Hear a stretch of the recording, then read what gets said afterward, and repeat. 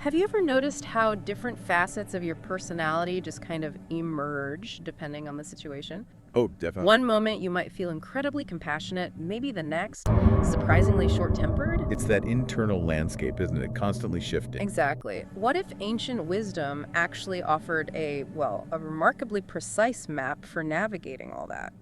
That's a fascinating thought. That inherent push and pull within us, it really shapes how we respond to everything. Absolutely. And in this deep dive, we're journeying into chapter 16 of the Bhagavad Gita, Right, the chapter titled Asuri Sampat Vibhag Yoga. which translates to discerning the divine and demoniac natures.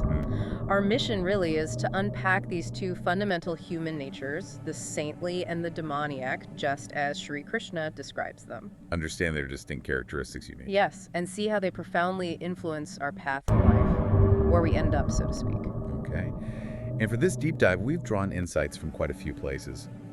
Comprehensive commentaries on the Gita, like Swami Mukundananda's work. Mm-hmm. And we've also explored discussions from various sources, online channels like ISKCON Namahata Delhi Official, Ann Mole Sathi, Coach BSR, Mythic Kriti, and Deep Trivedi. So a real mix of perspectives. Definitely. Trying to offer you multiple angles on these pretty profound teachings. So the big question then is, how can this ancient text offer maybe a shortcut? A way to get well informed about the very core of human behavior. And maybe trigger some of those aha moments about your own inner workings. Exactly. Let's unpack this. Okay, so the Bhagavad Gita, it clearly distinguishes between two kinds of human nature. The divine, Daivi Sampat. That's the one, and the demoniac, known as Asuri Sampat. Right. When we talk about that divine nature, Daivi Sampat, our sources say it's cultivated through goodness, right? Following scripture, spiritual practices. Yes, it's an active cultivation. This path leads towards what are described as godlike quality. And ultimately Towards spiritual liberation or God realization. Right. It's about consciously shaping one's character, choosing that higher path. Okay, so that's the divine side. What about the other, the demoniac? Well, conversely, the demoniac nature, Asuri Sampat, develops more from the modes of passion and ignorance. So driven by more material lifestyles. Often, yes. And this cultivates unwholesome traits, things that lead towards, a cycle of suffering or continued entanglement in the material world. Bondage, essentially. We often think of people as just good or bad, simple categories. Yeah, it seems easier that way. But here's an intriguing insight, something one source really highlighted, especially in the Kali Yuga, our current age. Okay. It seems both divine and demoniac qualities can reside within the same individual. So it's not about being exclusively one or the other. Not necessarily. It's more about recognizing that mix within yourself and then consciously choosing which qualities you want to cultivate. That really does reshape how you look at it, doesn't it? Puts the power of choice squarely in our own hands. It does. So Sri Krishna actually enumerates 26 saintly virtues in the Gita. 26. Wow, that's quite specific. It is. And these qualities, they're described as illuminating the path to liberation. Almost like, the light that comes with the rising sun. 26. That's a detailed guide. Where do we even begin unpacking those? Well, the very first one mentioned, and arguably the most crucial, is fearlessness. Apaya. Okay, apaya. But not just physical bravery, right? Like charging into battle. No, it's deeper. It's more an inner state of conviction. That feeling you get when you're genuinely walking the path of truth. How do you cultivate that? One source emphasizes it stems from self-confidence. And that can be built up through, interestingly, both physical strength like exercise and spiritual strength. Practical link there. Physical and spiritual working together. What follows fearlessness? Next up is purity. Sattva-shuddhi. Purity.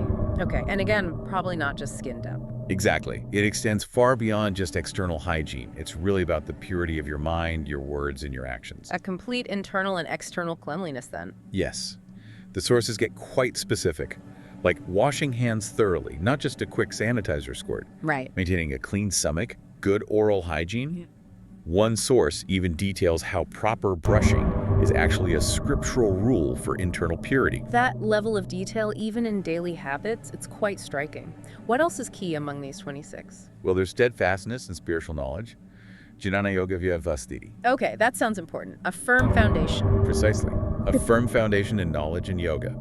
And this involves daily practice. Physical disciplines like asana and pranayama. The postures and breath work. Right. And also mental disciplines like dhyana and dharana, meditation and concentration. Makes sense. What about giving? Charity. Ah, yes, Dana. Charity. Another core virtue. And it's not limited to just giving money, you know. How so? It includes giving your time, sharing your knowledge. One source even mentioned giving credit to others, Shreyadan, for actions you might have performed. Oh, that's interesting. Giving credit where it's due as a form of charity. Exactly. There's a story about Lord Buddha accepting, basically mud from a poor woman. Mud? Yes, because he wanted to protect her inclination to give, her pure intention, regardless of the offering's material value. Wow, that story really highlights the spirit behind it, doesn't it? The intention matters most. Deeply. Then there's self-control Dhamma, controlling the senses, the tongue, eyes, ears. Resisting temptation, managing impulses. You got it. And nonviolence, ahimsa. This one goes much deeper than just avoiding physical harm. Okay, how? It means not causing pain to anyone through your mind, your words, or your actions. Ah, words. One source pointed out they can leave deeper wounds than weapons sometimes. Very true. Which raises a tricky point. When is an action that looks violent actually considered non-violent from this perspective? Yeah, that's a tough one, like self-defense or protecting others. Exactly. Understanding the intent and the consequences is key here.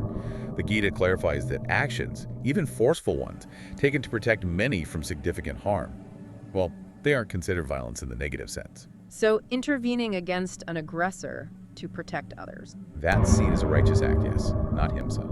Okay, that distinction is crucial. What else? Moving on. Straightforwardness, Arjava.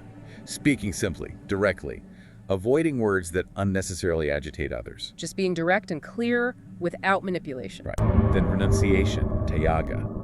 This is subtle. It's about giving up the sense of being the sole doer in your actions, relinquishing that ego attachment to outcomes. Letting go of I did this and absence of fault finding. Apaishana. Yes.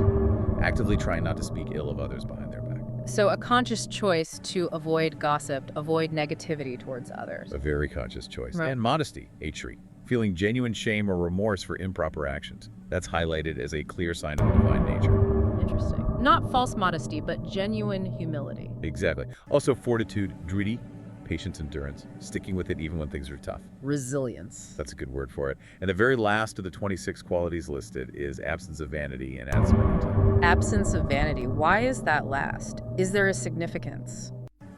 Its placement seems strategic, yes.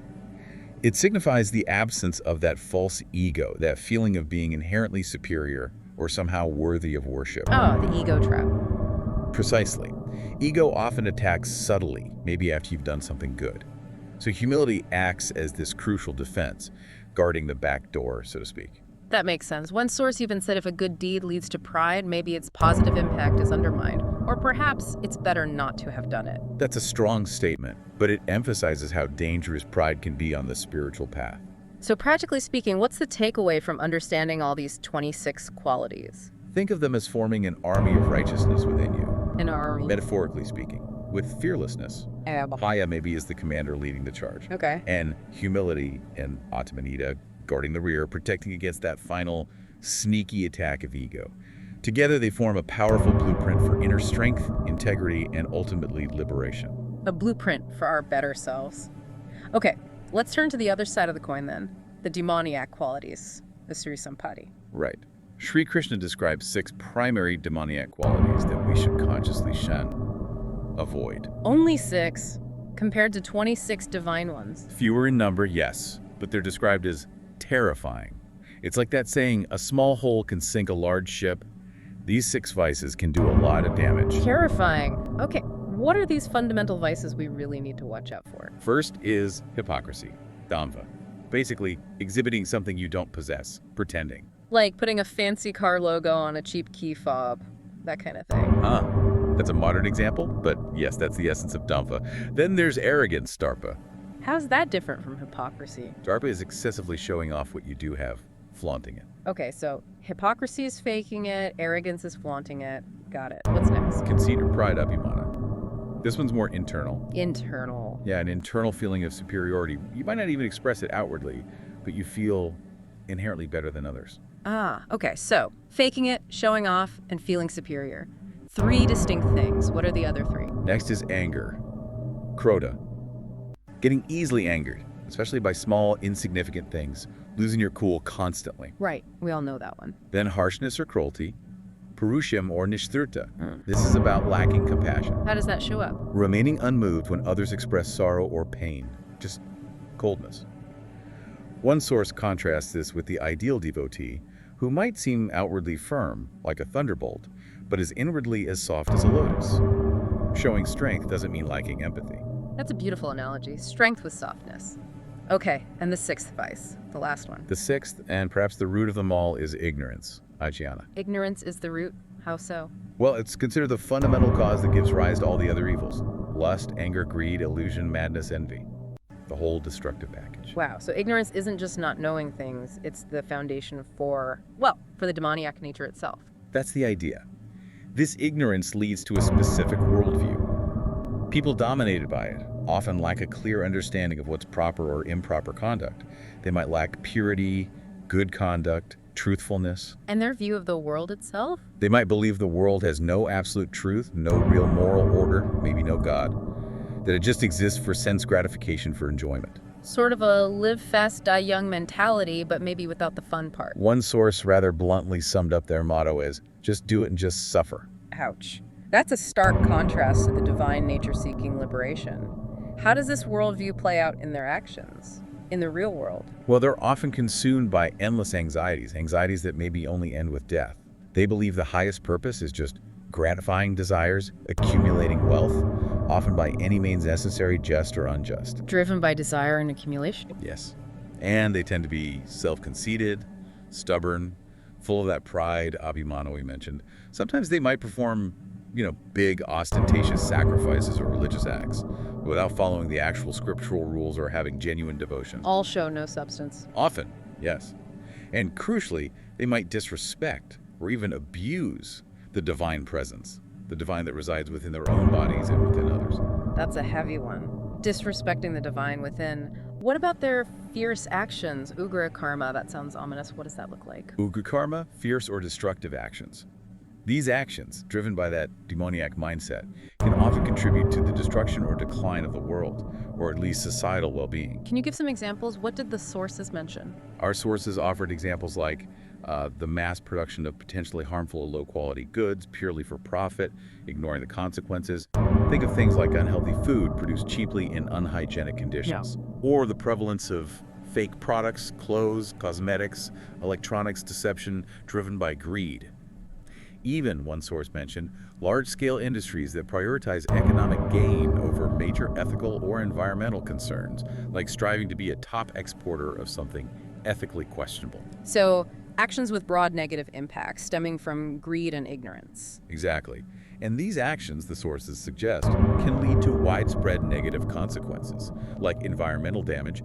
One mentioned pollution, leading to the need for artificial rain in a major city or other societal challenges. A direct link between these inner traits like greed and ignorance and these large-scale, fierce outcomes. What else defines these actions or the mindset behind them? Well, a significant manifestation is often a lack of cleanliness, both external and internal. We touched on purity earlier with the divine qualities. This is the opposite. Pretty much. Though there was an interesting anecdote about a spiritual teacher encountering a very dirty public washroom. Oh. What happened? Instead of just reacting with disgust, which might be the demoniac reflex, the teacher used it as a lesson in compassion, thinking about the cleaners or the circumstances, rather than just aversion. A different way to frame it. That's a good contrast. What else? Lack of truthfulness. Yes, asatyam. Not just outright lying, but also, breaking commitments, making promises you don't intend to keep, without any remorse. Okay. And what about authority? Scriptures, traditions? Often a disregard for them. Sometimes even deliberately doing the opposite of what's advised. Like the example of seeing a no parking sign and thinking, perfect spot. That kind of contrarian impulse. And this can extend to established societal structures or traditional guidelines, maybe concerning family or community roles. How so? One source noted that sometimes traditional norms, particularly those concerning women, might be misinterpreted today as purely restrictive or enslaving. When the original intent might have been different. Perhaps protection or guidance, like how you guide a child. The source suggested this distortion, this view of freedom as just doing whatever you want without constraint, can lead to societal problems. Things like broken families, infidelity, prioritizing self-gratification above responsibility or commitment. So, in our current age, the Kali Yuga, this demoniac influence, might not be like the classical demons of mythology. Maybe not always horns and pitchforks.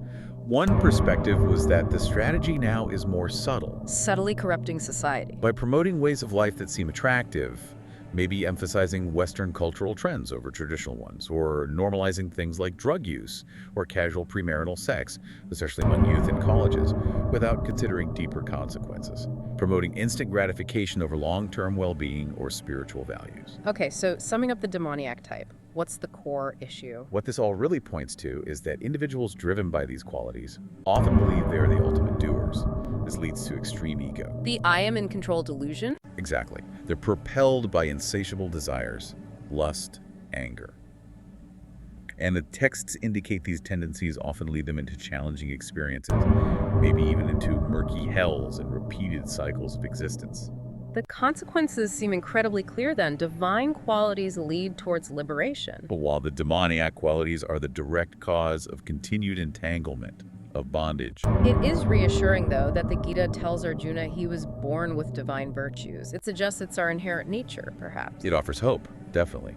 And this brings us to a very crucial practical point Sri Krishna makes. Which is? He explicitly calls out lust, anger, and greed. These three. The big three. Yes. He calls them the three gates leading to the hell of self-destruction for the soul. 3 gates to hell, that's blunt. Extremely. And the solution offered is just as clear. Abandon all three. Give them up. Just abandon them. Easier said than done, maybe. Perhaps. But the promise is immense. Those who are free from these 3 destructive impulses, they attain the supreme goal. So a very direct instruction, a clear pathway. But with so much information out there, different philosophies, gurus, self-help, how do we know which path is right? How do we discern? That's where Sri Krishna provides definitive guidance. He declares that the scriptures, Shastra, are the ultimate authority. The scriptures themselves. Yes, for discerning what should be done and what should not be done. Understanding and following their teachings is presented as crucial for attaining perfection, happiness, and that supreme goal in life. So they provide the basis, the framework for identifying these divine and demoniac natures within ourselves and the world. Precisely. They're the guide map. That guidance is essential. But it can still feel like a constant internal battle sometimes, can't it? Knowing both these natures reside within us, as that source mentioned. Absolutely, and it's important to recognize that the goal isn't necessarily immediate perfection, which can feel overwhelming. So what is the goal, realistically? It's to consciously cultivate the divine qualities and gradually, patiently transform or conquer the demoniac ones. It's a process. Okay, a gradual cultivation. And what about when we see these less desirable qualities in others? That's another key point from the commentaries. If you encounter someone exhibiting demoniac qualities, especially maybe a fellow spiritual seeker or even a family member, Yes. the teaching is generally to try and help them with compassion rather than just condemning them. Why is that? Because focusing intensely on others' flaws can, paradoxically, sometimes reinforce those same flaws or tendencies within yourself. You attract what you focus on, in a way. Wow, that's a powerful and frankly compassionate approach. Focus on your own improvement, help others where you can, but avoid judgment. It emphasizes self-reflection over condemnation, yes. And this ties into understanding 2 important concepts, pravriti and nivritti. Pravriti and nivritti, what do those mean? Pravriti is like inclination arising, coming into being. Nivritti is disinclination subsiding, passing away. Okay, how does that apply here? Individuals with strong demoniac tendencies often misunderstand these natural flows. A deeper, more divine understanding reveals that many actions and emotions can just happen. They arise automatically based on past conditioning or circumstance. Visions arise. Yes, and trying to artificially suppress them, just clamp down hard, can actually lead to more internal impurity or turmoil. Can you give an example? Think of anger. If anger arises, that's pravriti. It will also naturally subside. That's nivritti, if it's not unduly suppressed or, conversely, fueled and indulged, recognizing it as a temporary wave passing through. So the highest truth then, according to some of these perspectives, is about letting go of that illusion of absolute personal control. Acknowledging we're not always the doer. Precisely. One source really emphasized this, the belief that ultimately even a leaf doesn't move without divine will, that what happens happens for a greater good, even if we don't understand it immediately. That requires a lot of faith. It does. but these beliefs are presented as foundational to true spirituality and liberation. They can free you from constant worry, from the burden of feeling you have to control everything. So true freedom isn't just doing whatever you want, which might be the demoniac view. No. True freedom in this context is more about aligning with the natural flow of life, understanding your role, performing your duties without being attached to the results, and recognizing the limits of your role as the individual doer. That's considered the ultimate freedom. So for you, listening right now, it really comes down to a choice, doesn't it? You have the power to choose. Are you fostering liberation or bondage within yourself through your daily actions, your thoughts, your inner landscape? It's a constant practice. We've navigated some pretty profound insights today from Bhagavad Gita, chapter 16, exploring these distinct traits, divine and demoniac, Yeah, from the fearlessness that guides the saintly path. to the harshness that binds one to suffering. These qualities, these possibilities, they exist within each of us. And the ultimate message seems incredibly clear. Consciously cultivate the divine within you. Actively release or transform the demoniac tendencies. And let the wisdom of the scriptures, that map we talked about, be your unwavering guide. So perhaps a final thought to leave you with. Okay. If, as the Bhagavad Gita suggests, both divine and demoniac qualities reside within you, and if true liberation involves embracing this flow of nature, recognizing you're not the ultimate controller, the sole doer, Then consider this. What one quality, maybe one you perceive as demoniac or just negative, are you currently holding on to tightly, believing you can or must completely control it through sheer force of will? and what might happen? How might letting go of that tight grip, allowing it to be without feeding it, how might that actually set you free?